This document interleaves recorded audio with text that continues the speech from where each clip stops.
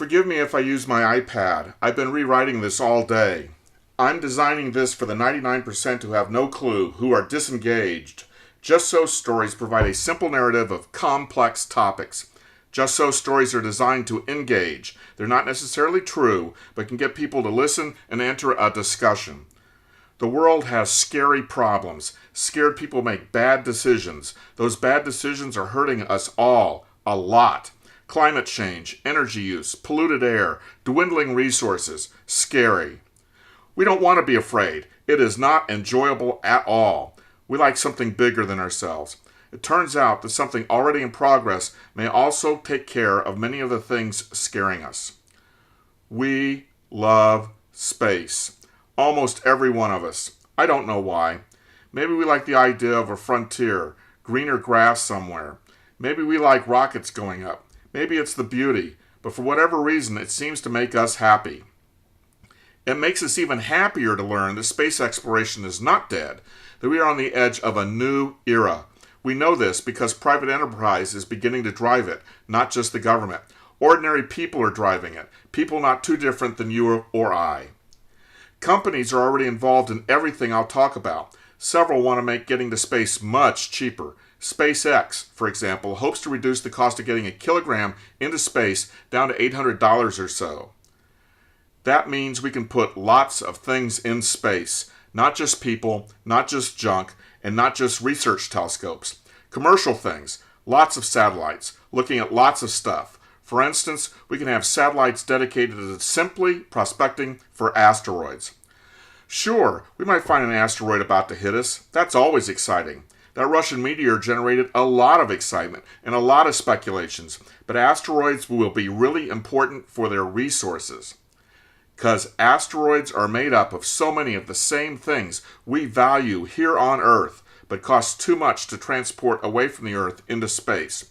Why launch water and building materials into space when we can just find them already there?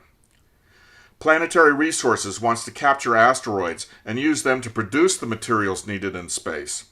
Asteroids have iron and nickel and platinum and gold and water and just plain rock. All of it will be useful. All of it will be needed. Needed for what?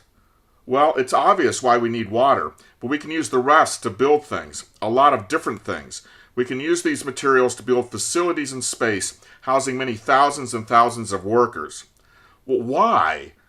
Well, several of the people associated with deep space industries have discussed building space-based solar arrays. These can sit almost anywhere in the solar system, can gather sunlight that might never hit the Earth, and then beam the energy back to the planet, providing clean energy to us all. This will help reduce our reliance on fossil fuels even more. Since the necessary infrastructure mostly comes from outside Earth, it can help us more sustainably use our resources, but it can do more than just be used for our power needs. We can use space-based solar to help remove carbon dioxide from our environment, reversing a centuries-long trend. We've already developed some of these procedures, but they require lots of energy, clean energy. Even so, we're moving forward. The Navy is working on a process that can remove carbon dioxide from ocean water and just needs clean energy. Others are getting CO2 directly from the air and creating artificial trees that will help. We just need energy. This means we can use space-based solar to as actively remove carbon dioxide from our environment as we have spent the last century actively adding it to our environment.